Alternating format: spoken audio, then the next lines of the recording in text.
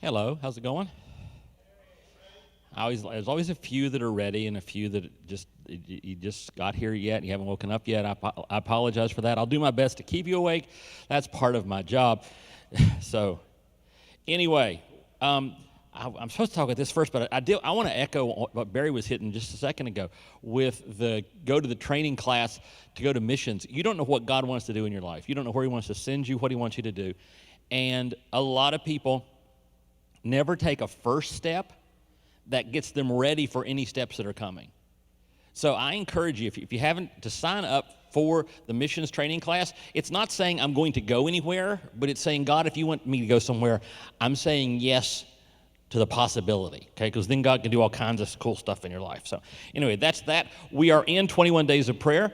Hopefully you're already involved, and if you're not, just all you got to do, if you're saying, oh, but I'm late, it's okay. Just grab one of these on the way out or download it off our website or app, and it's help you learn how to pray better. Really, we try to make it for everybody because we know some people have never really prayed. You've never gotten the hang of it. It's a challenging thing. We'll talk about it today. Prayer is not something, honestly, most people look at Christians and think, oh, you guys are great at praying, and don't realize a lot of us are really terrible at praying. And you don't know how much work it is and how much challenge it is. And so we want to encourage you, if you've never done any praying, this is really simple. It'll help you learn how. And if you're somebody who's been praying for years and you're hitting a dry patch, might give you a little fresh push. And if you've been it for a long time, there's some challenging things every day to help take you to another level. So we're doing that. And as part of that, on Wednesday, last week we did our healing service. And if you missed that, I believe the theological term is neener. You really messed up. You better catch it next year because it was really, really, really cool, and I enjoyed it. And this week we're doing something really different. We've never done anything like this, but we're excited about it. I forget what it's even called, but we're going to have prayer stations set up around the auditorium. And it's not going to be like we all show up at 7, and you come when you can, anytime between 7 and say 7:45. It'll take about 15 minutes. And if you're from a tradition that has done the Stations of the Cross, it's kind of modeled on that. And you get to personally go around, and it just helps you connect with God in prayer for a few minutes. And so you can show up at 7 and go through and be home at 7:30. Not that that'd be the goal, but if you show up at 7:30, that's fine. And just come and go through the process, go through it with by yourself or with a loved one or two. And really encourage you to be here for that. I think it's going to be really powerful. So anyway, we are talking about prayer, and today we're talking about effective prayer. And I'm sure when I say effective prayer, a lot of people are going, oh, he's going to give us the how-tos. This is going to be nuts and bolts. This is you do this, and you do this, and you do this, and if you do this, this, and this, then God answers. Because part of your challenge is, boy, I hope God's listening. I hope God's answering. And but I'm not going there. I'm going to look at a prayer in Daniel chapter 9. It's a real famous chapter in the Bible, and we're going to look at it for not the famous part. We'll look at the famous part for a little bit, but we're primarily going to look at it. Well, you want to just jump in? Only just jump into Daniel chapter 9. We're going to look at the prayer, and I want to open up with, this starts out, it says, in the first year of Darius, son of Xerxes, a Mede by descent, who was made ruler over the Babylonian kingdom in the first year of his reign. And to give you this before, they didn't have years the way we have years. I mean, if you look in something, it'll say in the Old Testament that it happened in, 543 BC. Do you know how many of them knew it was 543 BC? None of them had the vaguest concept. They didn't know what BC stood for anyway, but they didn't have a single standard system. What they did when it came to years was there was a king, he was king for however long he was king, and so his reign, it was, Darius, year 1, Darius, year 2, Darius, year 3, 4, 5, 6. Darius gets killed. Next guy, year 1, next guy. That's how it went. So if the guy was king for a long, but to figure out exactly was really a challenge. Okay, so this is Darius 1 is the year we're talking about. And here's Daniel. And I, Daniel, understood from the scriptures, according to the word of the Lord, given to Jeremiah the prophet, that the desolation of Jerusalem would last 70 years. Now, explain that part just a little bit. This is late in the Old Testament. The nation of Israel has formed, been a kingdom for a few hundred years, been really bad, and God has crushed them and sent most of them to live in Babylon. Some of you guys have been to Babylon? You been anywhere over there? If you don't know where that is, ask somebody. They can tell you. Yeah, some of you have been there. And they've been to Babylon. That's Chaldea, Iran, Iraq, those areas. You ever heard of those? So, anyway, they're sent off there. And Daniel picks up his scroll, his Bible, and he's reading in the prophet Jeremiah. And Jeremiah very specifically says that they're going to be exiled for 70 years. So he knows God's will. This is important. He knows what God's will is. He knows what God's plan is. And then it says, and he starts praying. Now, here's the question. If you know exactly what God's will is, how do you pray? How do you come before God to pray if you're 100% convinced that you know exactly what God's will is? He's going to surprise you. Watch this. So I turned to the Lord God and pleaded with him in prayer and petition, in fasting and in sackcloth and ashes. Sackcloth is wearing very rough burlap clothing underneath your regular clothing so that you were constantly irritated and to be reminded that you were praying, and in fasting, and in ashes, humility. I prayed to the Lord my God and confessed, Lord, the great and awesome God, who keeps his covenant of love with those who love him and keep his commandments, we have sinned and done wrong. We have been wicked and have rebelled. We have turned away from your commands and laws. We have not listened to your servants, the prophets, who spoke in your name to our kings, our princes, and our ancestors, and all the people of the land. God, you have spoken. You have not listened. We are screwed up and guilty. Interesting subpoint. Daniel, the one who prays this prayer, is one of maybe 1 or 2 people in the Bible who have an extensive list. They're in the Bible a lot. Lots written about him. No mention of him ever sinning. Not that he didn't, but there's no mention in the Bible of Daniel committing a sin. Yet when Daniel knows exactly what God's going to do, he repents.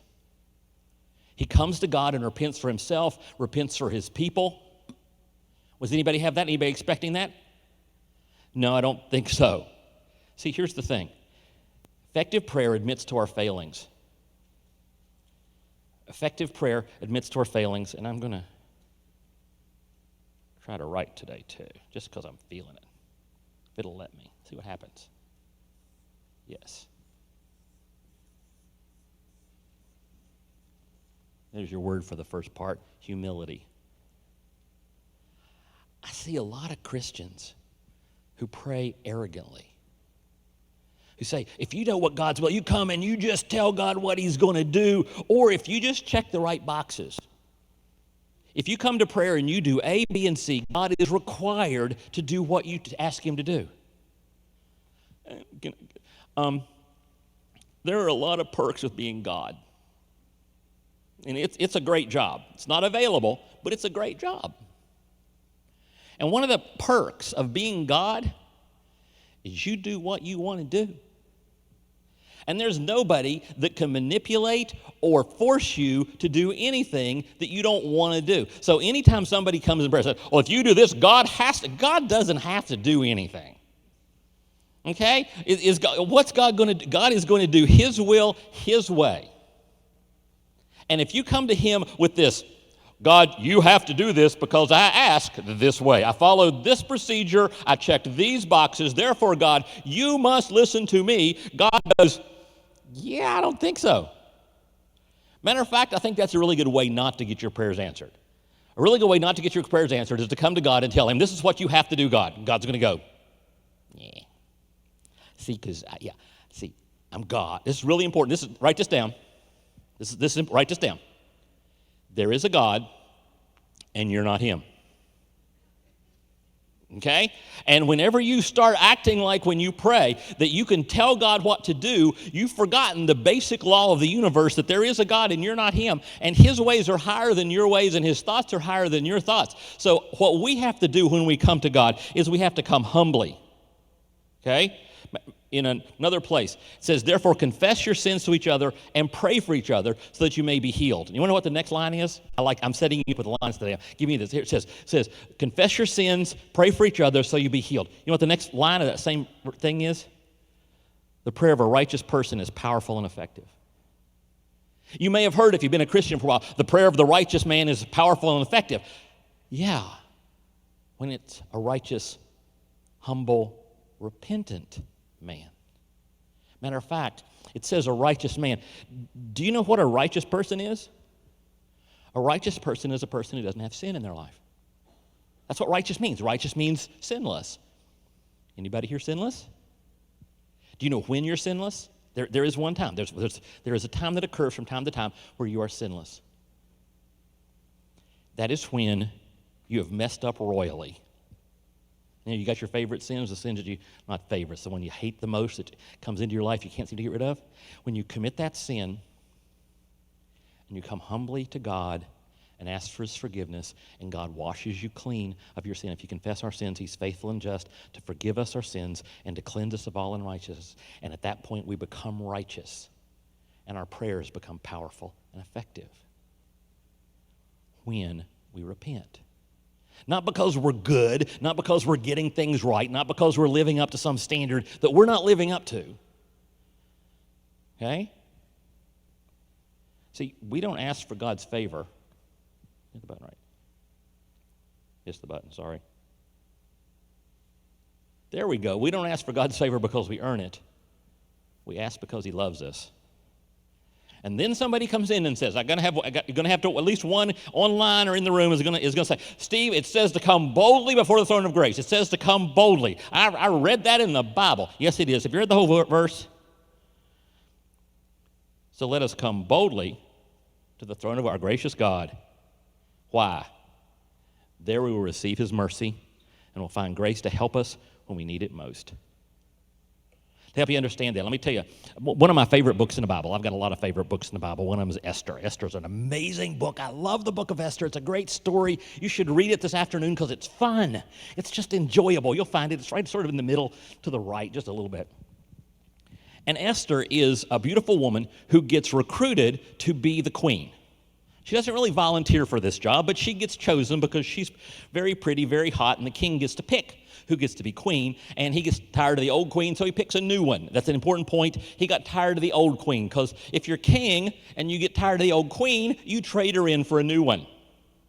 Okay, so he can do this anytime he wants, and he trades the old queen in for a brand new one. And he doesn't know his new queen is Jewish. He did not have a very good questionnaire when he was recruiting for a new queen. He went, hot, yes, check, you'll take it. Okay, he didn't check into her faith, anything else. So he doesn't know she's Jewish. And at the time, there's this really bad guy called Haman. And Haman decides he's going to wipe out all the Jews. He's going to kill them all because one of them ticked him off, and Haman's that kind of bad guy. So he's preparing to do this. And Esther's cousin Mordecai comes to her and says, hey, you got to go talk to the king about this. He needs to know you're Jewish. He needs to know that he can't do this. You have to stop this. And she says, oh, but there's only one problem. Only one problem.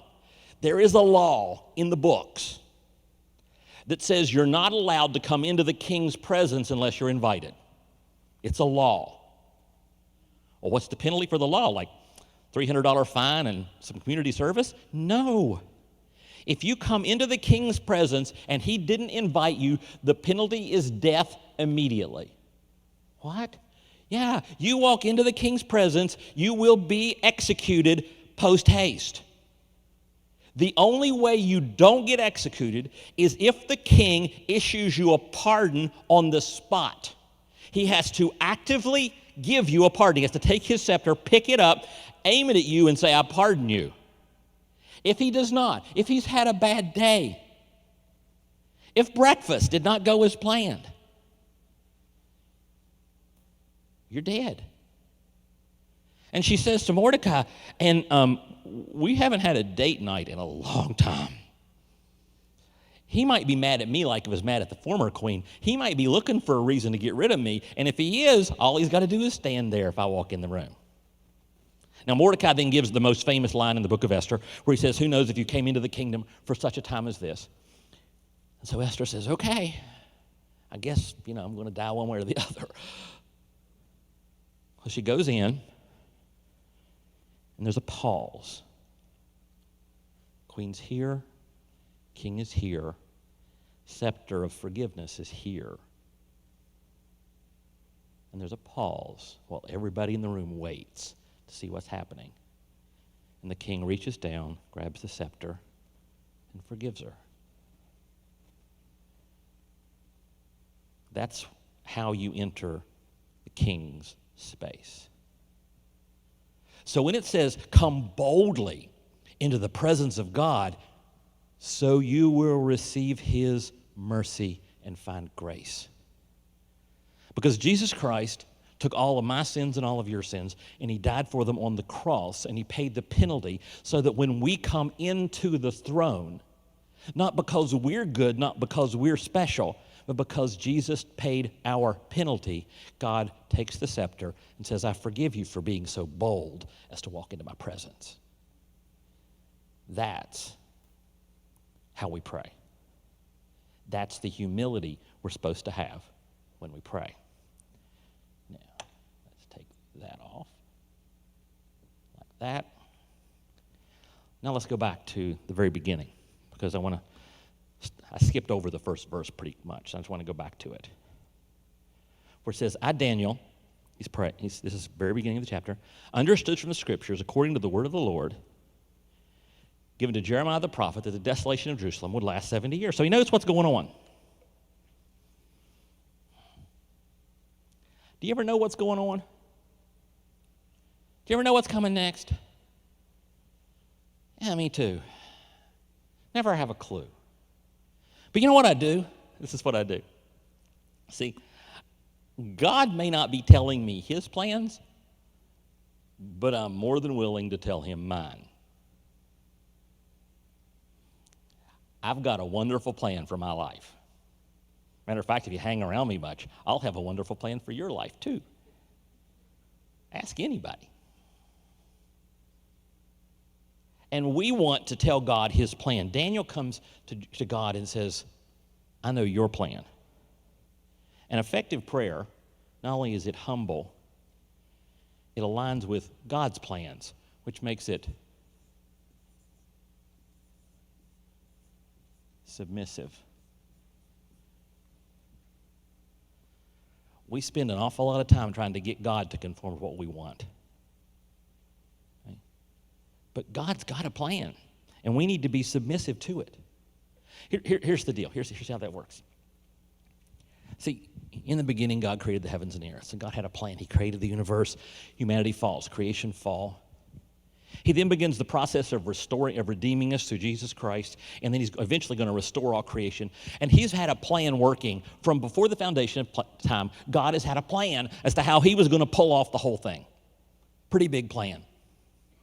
And we come to God and say, hey, God, I know you've got this plan.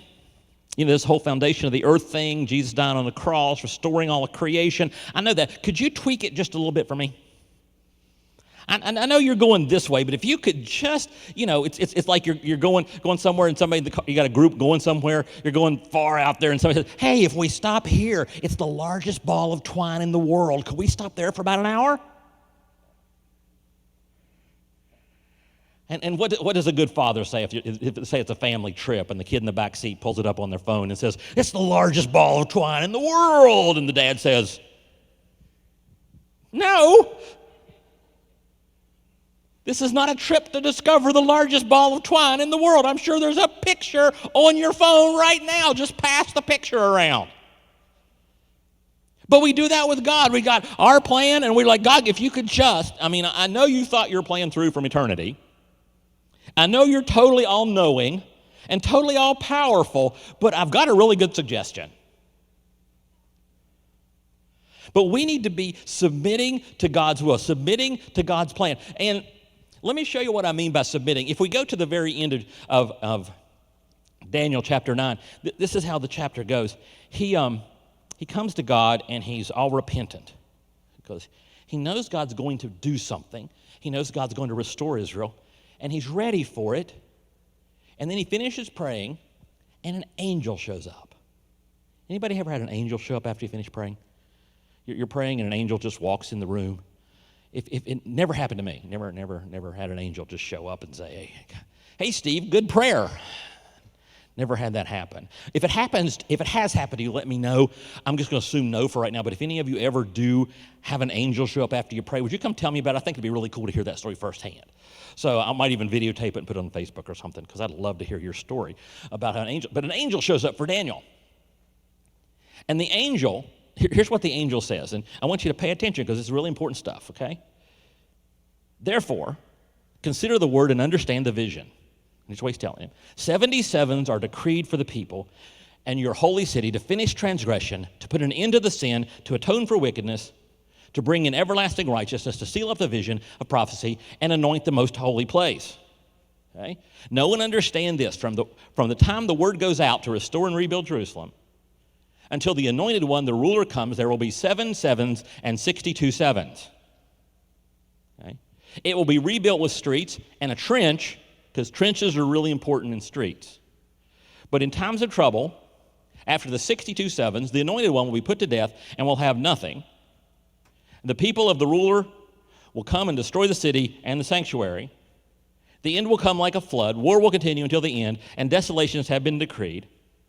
He will confirm a covenant with many for 1 7. In the middle of the 7, he will put an end to sacrifice and offering. And at the temple, he will set up an abomination that causes desolation until the end that is decreed is poured out on him. Everybody got that? That clear? Yeah, it's confusing as all get out, isn't it?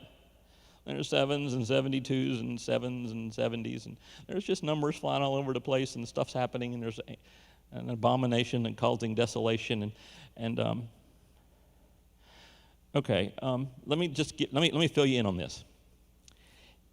If you find 7 knowledgeable men, we'll do 7 as the number, and women who write commentaries on this passage, you'll get roughly 8 opinions as to what it means.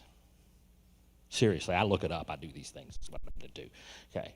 I mean, it's like, what's going on? Because the 7s are coming and the 7s are going. And it sounds so simple. 70 years from here to here. But you know what? If you do the math, it doesn't quite squeeze in where I want it to. You got people, they're trying to squeeze the numbers in. I remember I was in a class and we were trying to squeeze these numbers so it came out to Jesus being born. And it was like the professor went through here's one theory, and he went through the whole thing, and it was like it got it just to Jesus. I said, I like that one. That's cool. And I looked at it. It doesn't really work now, does it? It's always odd because it's not their fault. It's our fault. We have a way that we want to approach things, and we want things to match up a certain way, and we're very logical and very modern, and we've got calculators, and we know what year it is. They didn't know what year it was. They just knew 70. But they knew something we don't know. They know that especially in this called apocalyptic style of writing, when you're writing this way, numbers are symbolic more than they are literal. And the number 7, it means completion. When did God finish the heavens and the earth? One day? 7. Well, he took a rest on 7 to complete it, because everything's completed in 7s in the Bible. If you go through the book of Revelation, I did a whole series. It took 30-some weeks to teach the book of Revelation. It's at stuffstevesays.com, and if you like real detail, I dig into it really hard. And you know what I learned when I got done with that about when Jesus was coming back according to this? I got no idea. I got nothing. Okay? I know the 7 is completion. I know 10 is completion, so 7 times 10 would be completion times completion. But I always go back to what Jesus told his disciples when they were asking him about this stuff. They were saying, Jesus, when is it going to happen? And Jesus said, it's not for you to know. What? It's not for you to know the times and dates the Father has set by his authority. And then he says, I want you to go be witnesses. I want you to go to Cambodia, and I want you to go to Iceland, and I want you to go to Bolivia, and I want you to go to Armenia and West Virginia and North Carolina and tell them about Jesus. That's what I want you to do. Don't worry about this part. But There is one verse in the Bible that actually explains the whole 77s thing. The whole thing we read about at the 69 and the 62, it's in Galatians, Paul's writing, and he said, but when the fullness of time has come, God sent forth his Son, born of a woman, born under the law, to redeem those who were under the law, so we might receive the adoption of son. And what that whole chapter means, when the fullness of time has come, when the numbers add up, when 7 times 10, when completion times completion has happened, Jesus comes, and when completion times completion happens again, Jesus will come back. It's not ours to worry about the times or the dates, okay? Because God's got a big plan. And my job is to be submissive to his plan, not to sub into mine or try to explain it to everybody else or to write books about, here's how it's going to work exactly, because he told me not to. He says, I want you to do this instead. I want to be submissive to his plan. And it's not just the big stuff, because there's God's will and God's timing at the big picture, but you know where else God's will and God's timing comes in? My picture. Do you know when God's going to do something in your life? Let's say, what's the biggest thing you're hoping God does? There's something that's on the top list that you wish God would just fix. It could be whatever it is. There's a thing that you wish, there's somebody in your life you wish would come to Christ. There's an obstacle you wish to go away. There's something you wish you'd get a job, whatever it is, whatever the big thing you really hope is coming, and you're praying for that. Do you know when that's going to happen? In the fullness of time. When God's worked it into his picture. So when I pray, I come humbly and I come submissively. I put up a marker. Let's take this off and do one more. I'll just tell it to you and then we'll go look at it. Because effective prayer focuses on God's perfection. Focuses on God's perfection. Let me give you a word for that.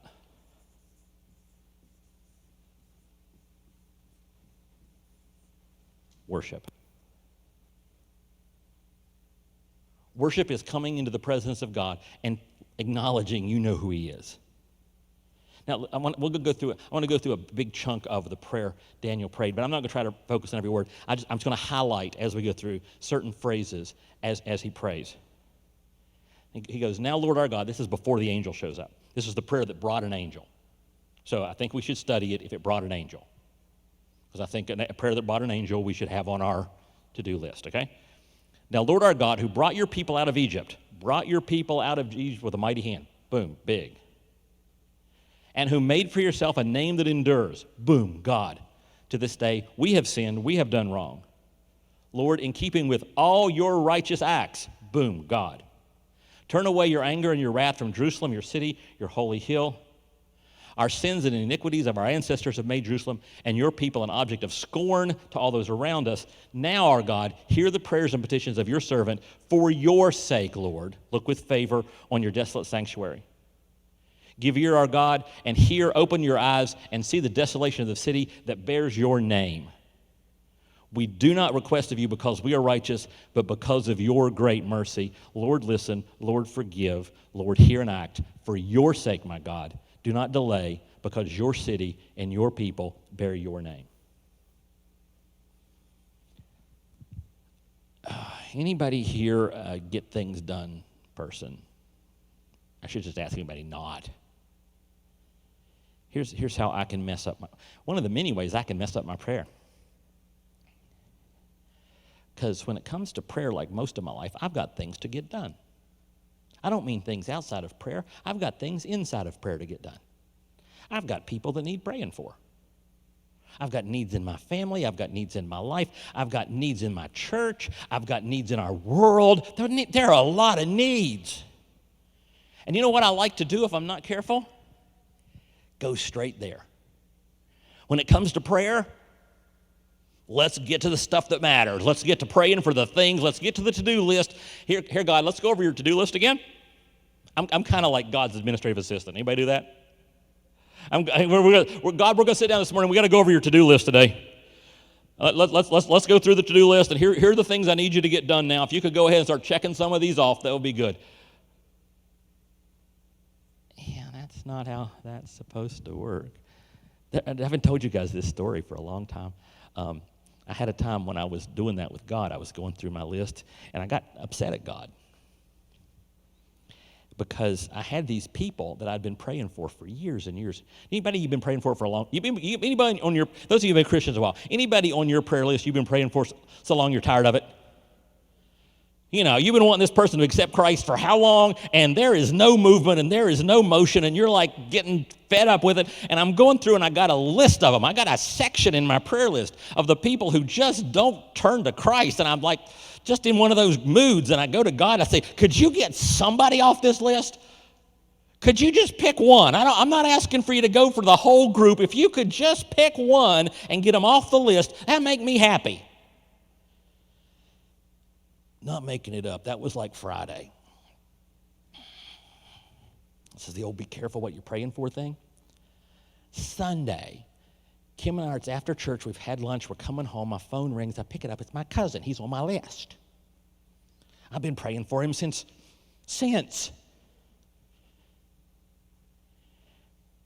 He's in trouble. He's in a bad way. Steve, can you help? He's in Arkansas, unemployed. That's like being in Greenland unemployed. Hey, I said, yeah, you can come stay with us. So he moved into our bonus room for months. Did I mention he's an atheist? He moved into a bonus room for 6 months, and somewhere along those 6 months, he accepted Christ. God turned his life around. He's married, living in Maine now. That wasn't my plan. That wasn't my timing. It's God's. Because it brought him glory. I mean, the way I wanted it to happen was for Glenn to go to a church in Arkansas. That was the goal. But when I come to God humbly and submissively and worshipfully, my prayer becomes effective. That makes sense? Matter of fact, the worship is such a crucial part of it.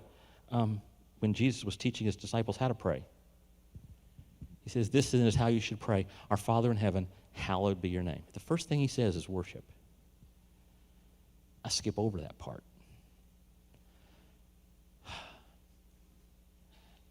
I told first service something, and I should tell you guys since I should. Because this is for...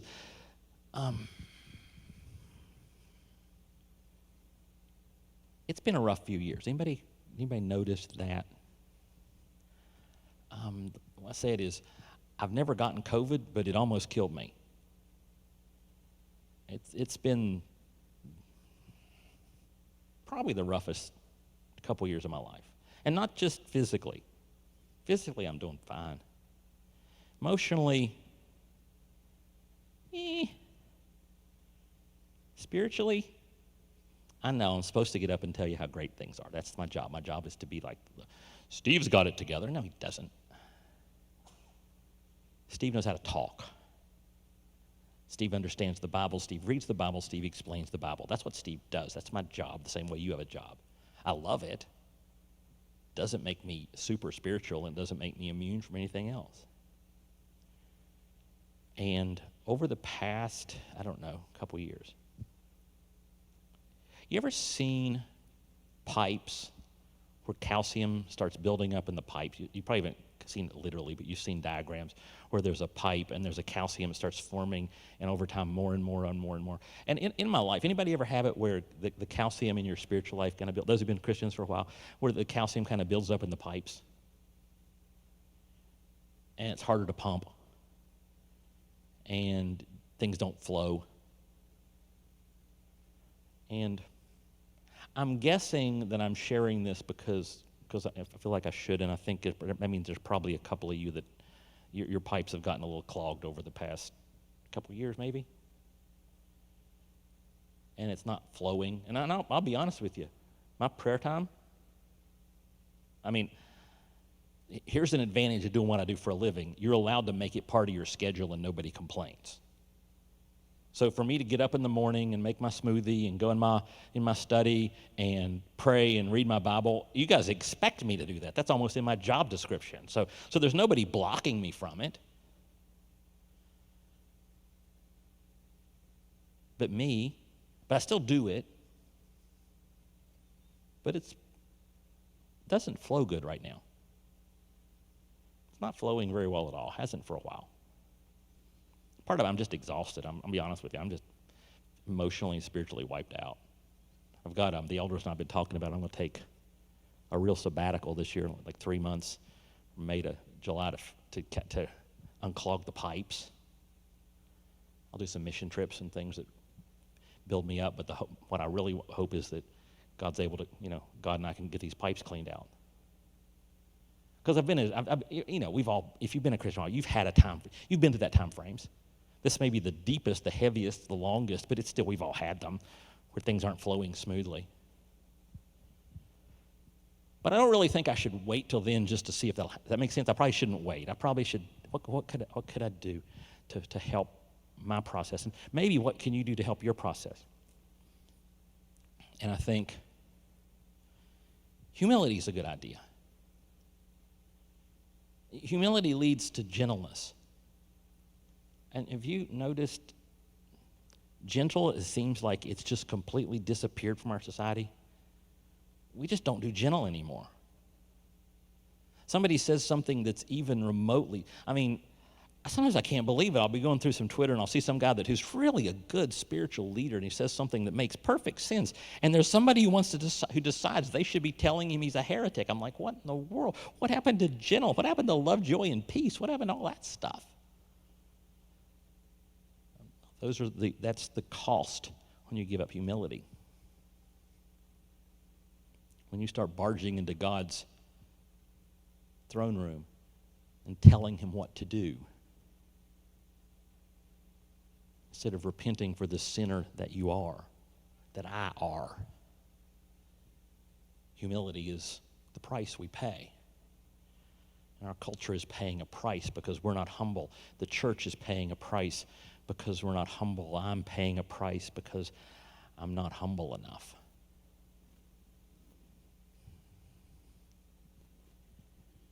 And I need to quit telling God what he's supposed to be doing. He doesn't need an administrative assistant. Being all-knowing, he knows what's on his to-do list. He's got his schedule down. He knows when the fullness of time is coming for everything in his grand scheme, and he knows when the fullness of time is coming for everything in my not-so-grand scheme. And your not-so-grand scheme.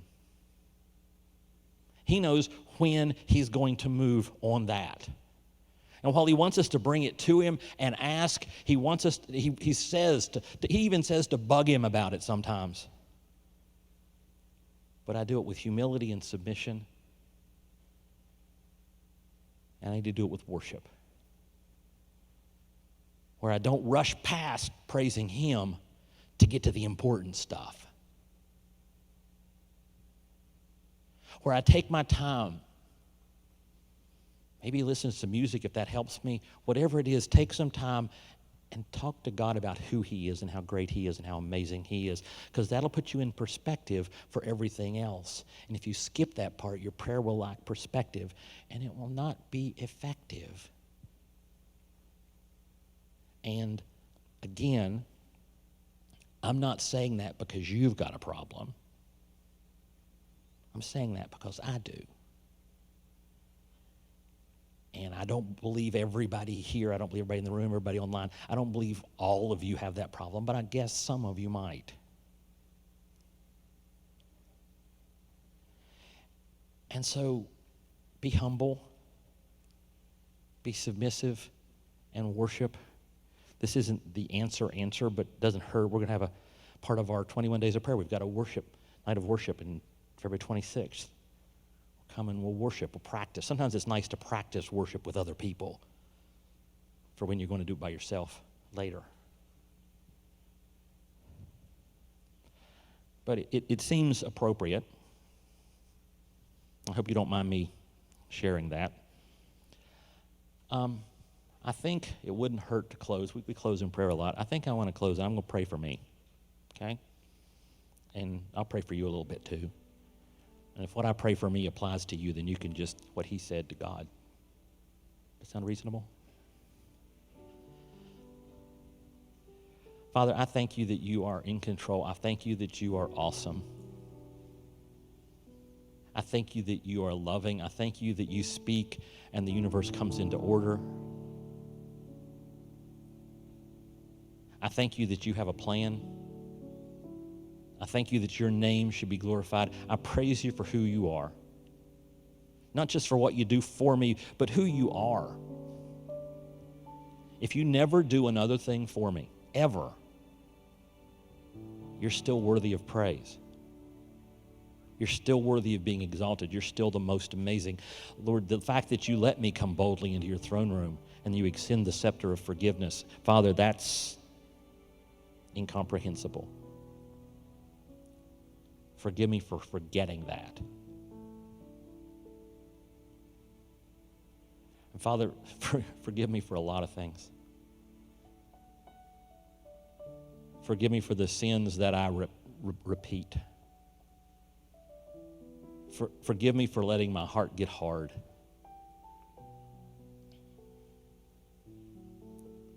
Forgive me for not being humble, for not being gentle. Forgive me for being judgmental, arrogant. Father, forgive me. And Father, help me to submit to your plan. Your plan is better than mine anyway. Help me never to forget that my plan would end up be a shipwreck and a plane crash tied into a shipwreck. Just help me not to forget that you are all-knowing and all-loving, which makes your plan perfect for me. When you say all things work to the good, that's what you're talking about. You're not talking about me coming up with a plan that things will turn out really cool. We're talking about the fact that you're going to do everything according to your all-knowingness and your love. And that's what the good is the culmination of your all-knowing and your love. Help me not to forget that anymore. And Father, as our world's in such a mess, help me to remind myself that you've not been surprised by any of this. That this is in some way all part of your fullness of time.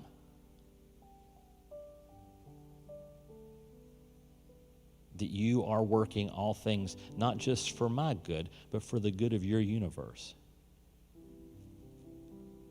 And Father, there are so many people in our church family who are especially stressed during this time because of all the world chaos.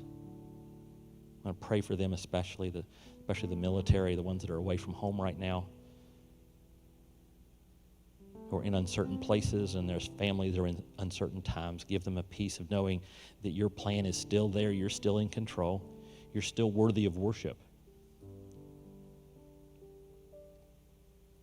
And Father, if there's anyone here or online who doesn't know you as Savior, who hasn't accepted what Jesus did for them, I pray that you'd be speaking through this different message into their hearts and drawing them to you. Father, help me to be humble. Help me to be submissive.